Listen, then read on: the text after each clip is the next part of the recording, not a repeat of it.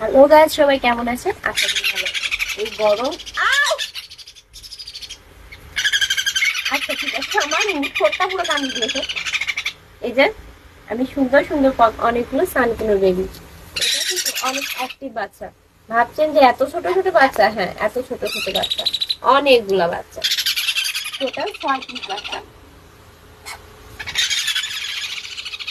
আর সাথে যে একটা বড় বেবি, অনেক সুন্দর অ্যাক্টিভ এবং হেলদি একটা বাচ্চা। এদেরকে এখন আমি খাওয়াবো, আর এরা খাবে, যার কারণে এরা এমনটা করছে। আমি কিন্তু আগে থেকে হ্যান্ড ফিট বুঝিয়ে করে নিয়েছি। আর হ্যাঁ, আগে থেকে বলে দিই, অনেকে আবার হচ্ছে কমেন্টে বলবো না আপু অ্যালেক্সের সান কোথায়? আরে আপু, অ্যালেক্সের সানকে কি আমি কোনো জায়গায় সরাই? এই যে সাথে তো আছে, একটু কিছু করো। ওকে খাওয়াতে হবে না, তুমিও তো খাবে না, ওকে খাওয়াই দিই, ঠিক আছে বাবা? এদিকে এসো, আমার কাছে তুমি তো আগে খা, বোঝাও। আরে লম্বা, আমি প্রত্যেকে বলছি হ্যান্ডশিপ করানোর সময় খুব বি কেয়ারফুল। কেননা অনেকে আমার কাছে ফোন দেয়, আপু নিটিন ঢুকাই ফেলাইছি, আপু নিটিন ঢুকাই ফেলাইছি, আপু কি করবো?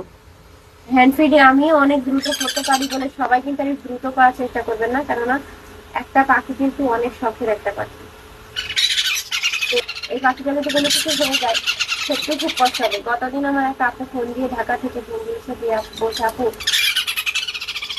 আমার পাখির গলার ভিতরে নিবিড় চলে গেছে। সে আমার কাছে, আমি অনেক তাকে সার্ভিস করার চেষ্টা করেছি, কিন্তু ব্যাড লাক সেটা আমি সেভাবে করতে পারিনি। আর দ্বিতীয়ত, তারা ডক্টরের কাছে পর্যন্ত নিয়েছিল। বাবাই, উপরে ওঠো, আমার কাছে আসো, এখানে আমার হাতের উপরে আসো, আচ্ছা ওখানে যাও। তো তারা ডক্টরেও সেই নিবিড়টা বের করে দিতে পারেনি।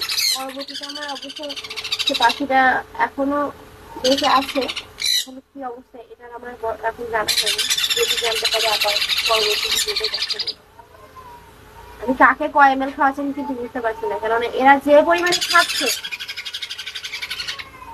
এরা হেলদি বলেই কিন্তু এদিকে খাচ্ছে। যদি অসুস্থ হতো তাহলে কিন্তু খেত না। আর একটা জিনিস দেখা, এখানে কিন্তু সবকটা বেবি অনেক বড় বড়, যে বেবিটা কিন্তু একেবারেই ছোট। সে আমার অ্যালেক্সের সান, যে ওকে যখন ছিল সেম এরকম আমি ছিলাম, এত ছোট ছোট ছোট বাচ্চা ছিল। এই যে নরম নরম হাতগুলো অনেক সুন্দর দেখতে বাচ্চাগুলো, অতি আদরের জিনিস। এই জন্য হ্যান্ডশেক করানোর সময় অবশ্যই খেয়াল করে ভালোভাবে ধীরে সুস্থে পাখিকে খাওয়ানোর চেষ্টা করবে। কেননা বাই এনি চান্স যদি কোনোভাবে খাবার এই থলিতে নিদিন চলে যায়, পাখিটা কিন্তু মারাও যাইতে পারে। তো সেই কারণে খুব সাবধানতার সাথে প্রত্যেকটা কাজ করবেন, আমি প্রত্যেকে বারবার বলছি। আর আমি এই নিডিং এর রিভিউ আরেকটা দেবো। আমি আজকে আর নিডিং এর রিভিউটা দিচ্ছি না, অন্য আর একদিন একটা নিডিং এর রিভিউ আমি দিয়ে দেবো। কে যে কতগুলো